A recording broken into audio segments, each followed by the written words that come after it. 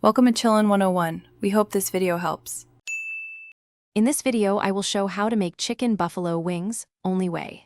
Preheat your oven to 425 degrees F and pat wings completely dry. Toss wings in a light coating of baking powder and salt to get extra crisp skin.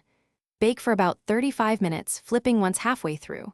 While baking, whisk hot sauce, melted butter, and a touch of honey for balance. Save some sauce for dipping and toss wings hot for best texture and flavor. Whisk hot sauce and melted butter together until smooth, then taste and adjust heat with cayenne or honey. Toss wings while very hot so sauce clings and forms a glossy coating. For a creamier dip, mix ranch with a squeeze of lemon. Plate wings on a wire rack to keep them crisp and serve with celery sticks for contrast.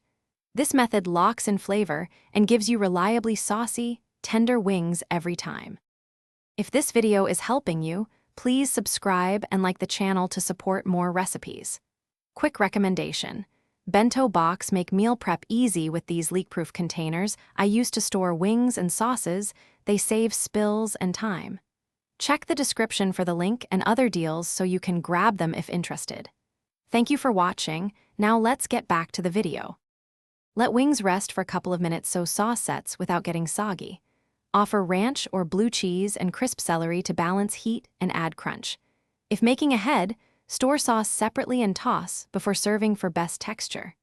Reheat in a 400 degrees F oven for about 8 minutes to refresh crispness rather than using a microwave.